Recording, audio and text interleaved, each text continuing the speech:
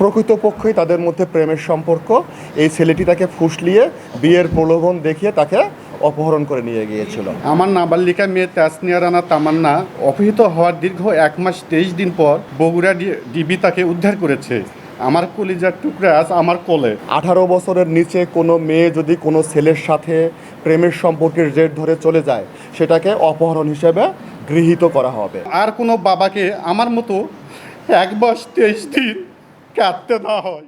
মাসুদ রানা তার মেয়ে তাসনিয়া তামান্না গত 1/5/2026 তারিখে সে শহীদুল ইসলাম নামে এক ছেলের প্রেমের সম্পর্কে তার সাথে চলে যায়। মূলত এই শহীদুল ইসলাম ছেলেটি তাকে প্রেমের সম্পর্কে বেঁধে ফেলে তাকে ফুসলিয়ে নিয়ে যায়। এরও পরবর্তীতে একটি মামলা রেকর্ড হয়। এই মামলা রেকর্ডের সূত্র ধরে আমরা তাকে উদ্ধারের জন্য বিভিন্ন জায়গায় অভিযান পরিচালনা করি, এমনকি আমরা বান্দরবান পর্যন্ত অভিযান পরিচালনা করেছিলাম।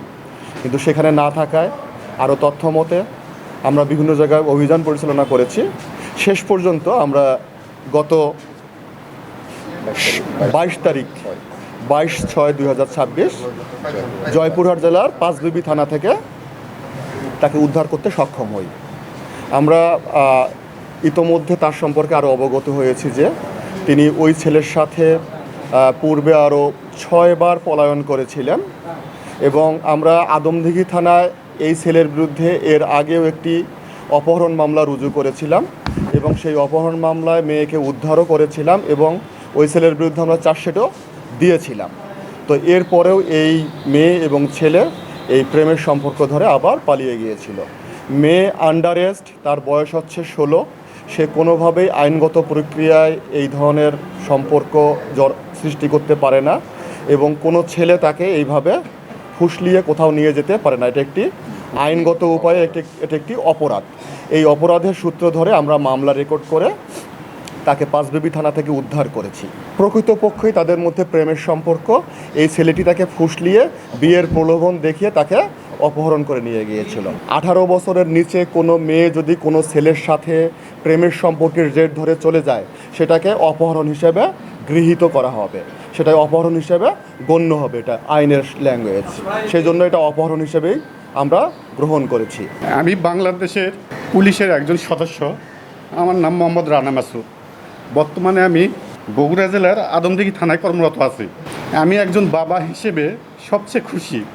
আমার নাবালিকা মেয়ে তাসনিয়া রানা তামান্না অপহৃত হওয়ার দীর্ঘ 1 মাস 23 দিন পর বগুড়া ডিবি তাকে উদ্ধার করেছে। আমার কলিজার টুকরা আজ আমার কোলে। আমার মেয়ে অপহরণের পর যদি আদমদীঘি থানার ওসি জনাব কামরুজ্জামান মিয়া মামলাটি তৎক্ষণাৎ গ্রহণ করতেন, তাহলে আমার মেয়ে অনেক আগেই উদ্ধার হতো। কেন আমি পুলিশ হয়ে কেন ওই থানায় মামলা করতে যাওয়ার পরও আমার মামলাটি নেওয়া হলো না?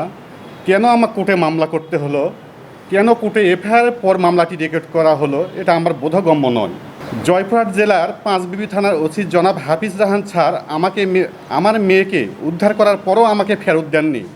উল্টো শর্ত দিয়েছিলেন, অপহরণের মামলা করতে পারবেন না, না দাবি নামায় সই করতে হবে। অথচ দেখেন, বগুড়া ডিবির ইনচার্জ জনাব ইকবাল বাহার স্যার এবং এই মামলার এসআই জনাব জাহাঙ্গীর স্যার আমাকে আশ্বাস দিয়েছিলেন, আপনার মেয়েকে আমরা উদ্ধার করে দিব।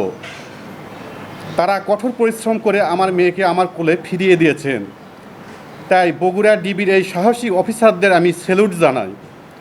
ওনারা প্রমাণ করেছেন পুলিশ চাইলে সব করতে পারে। অপহরণকারীরা এবং কিছু অসৎ পুলিশ অফিসার এক প্রকার আমার মেয়েকে গায়েবী করে দিয়েছিল। তাদের মুখোশ উন্মোচন করে দিলাম, তখন ওনারা আমার পিছে লেগেছেন, আমার চাকরি খাওয়ার চেষ্টা করছেন।